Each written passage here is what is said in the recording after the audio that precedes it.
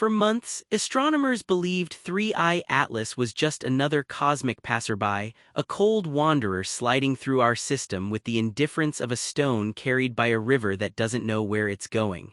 It was small. It was distant, it was fast, and although it was mysterious, it wasn't supposed to be consequential.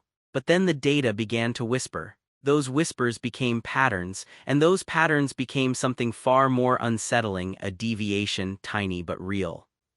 A change in its trajectory by nearly 100,000 km. A shift so mathematically improbable it shook the confidence of even the most conservative orbital analysts. And the worst part? This shift didn't fling the object away into empty space or send it tumbling unpredictably. No, it nudged it with surgical precision toward the invisible edge of Jupiter's gravitational kingdom, the Hill sphere.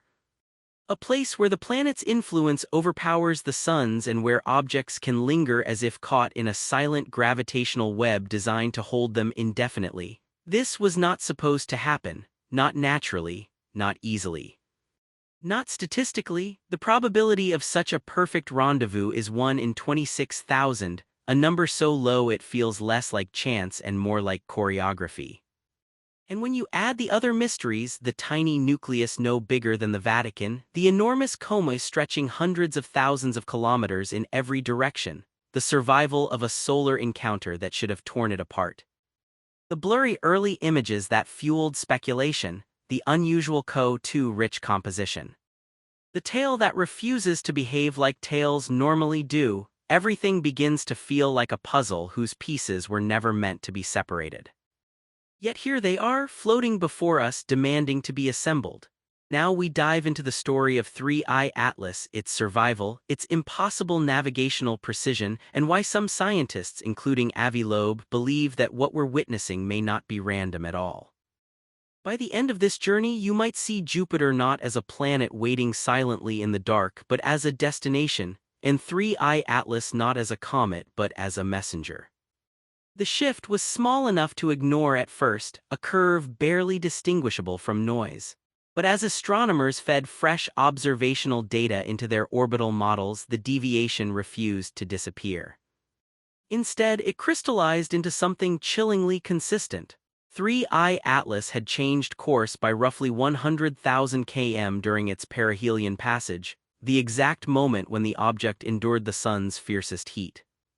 This shouldn't have been a moment of control, it should have been chaos. Solar radiation melts ice, triggers violent jets of sublimating gases, and destabilizes fragile interstellar bodies.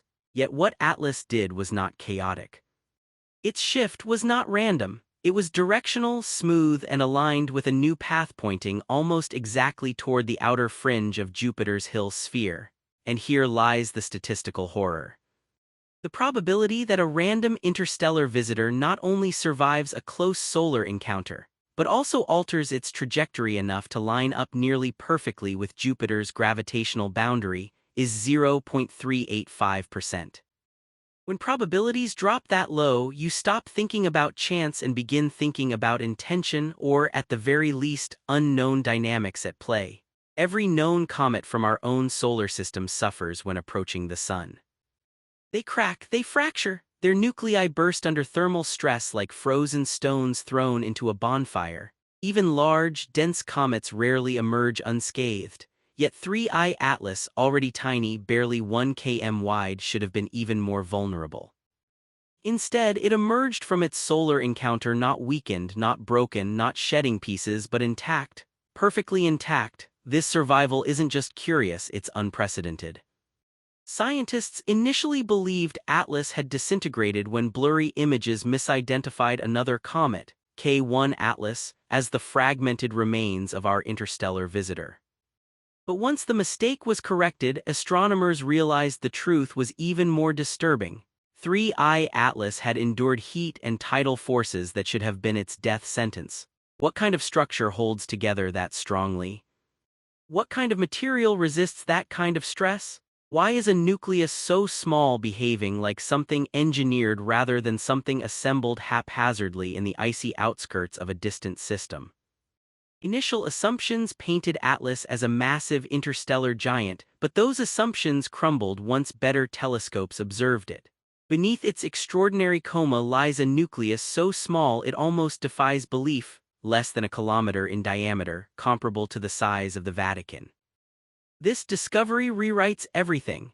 A nucleus this tiny shouldn't produce such a colossal coma unless its composition is saturated with volatile ices far richer than anything found in local comets. And this raises questions that cut to the bone of planetary science.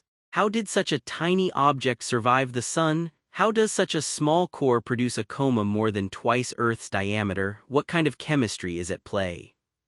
When an interstellar object carries characteristics never seen in our system, it becomes a messenger from another kind of planetary nursery, one where conditions create structures and behaviors we were never prepared to observe. Perhaps the most bizarre feature of 3I Atlas is not its nucleus, but its atmosphere, a CO2 dominant coma stretching almost 350,000 km in every direction. This is not normal, not in the slightest. Solar system comets primarily release water vapor, dust, and small amounts of CO2, but Atlas spews carbon dioxide in quantities we've never recorded in any comet before, local or interstellar.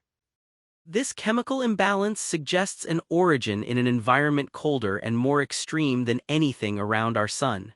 Even stranger is how the coma behaves. It doesn't react like a chaotic plume of gas. Instead, it forms a steady, structured envelope, almost as if something about the object regulates its outgassing. This is why scientists debate whether the object is natural or something else entirely, because nature tends to be messy. Yet Atlas behaves like it's following a recipe we don't understand. One of the earliest controversies around Atlas involved its photographs. NASA released images so blurry, so featureless, they looked more like smudges on a lens than a cosmic visitor. But these images came from instruments never designed to track a fast, faint interstellar object. They recorded data, not aesthetics. However, the delay in releasing the photos, partially caused by a U.S. government shutdown, fueled an avalanche of speculation. Why were the images so bad? Why were they late? Why did they show nothing? Once better telescopes, Hubble, Webb, the Vera Rubin Observatory observed Atlas, the truth became clearer. The nucleus was simply too small to resolve sharply and the coma too large and diffuse to offer contrast. But even in high-resolution images, something disturbing remains. The tail of Atlas does not resemble any cometary tail we've catalogued. Its curvature, its density distribution, its alignment with solar radiation all deviate from expected behavior. A tail that refuses to obey physics is not a tail. It's a clue. Atlas is only the third confirmed interstellar object to enter our solar system after Oumuamua and Borisov. And like its predecessors, it brings more questions than answers. Borisov behaved like a comet but was unusually volatile. Oumuamua behaved like nothing at all, accelerating without visible outgassing and spinning like a flattened shard of metal. Atlas combines traits from both. It has the hyperbolic path of an interstellar traveler, the chemical oddities of a foreign comet, and the dynamical weirdness of an object that does not behave according to natural expectations. When you combine hyperbolic velocity, survivability, tiny size, massive coma, and trajectory shifts, you no longer feel like you're studying a comet. You feel like you're studying a question. Atlas's origin traces back toward the constellation Sagittarius, a region near the galactic core where interstellar density rises and star formation histories become chaotic. Whatever birthed Atlas wasn't like our Sun. It came from a place where chemistry and gravity shape objects under unfamiliar rules. Its velocity ensures it was never bound to our system. It flew in from another star and will fly out again. And yet, before leaving, it seems determined, consciously or not, to brush the gravitational influence of Jupiter. This is what unsettles astronomers the most. Visitors don't take scenic detours, they pass through, they don't correct course. They don't aim. 1 in 26,000, the chance that a comet, any comet, much less an interstellar one, would pass within the exact border of Jupiter's Hill sphere by coincidence. 1 in 26,000 is not just small, it is narratively suspicious. It's like rolling a die and watching it land on its edge, perfectly balanced over and over again. It feels like nature leaving breadcrumbs. It feels like intention. Scientists don't like that word, but probabilities don't lie.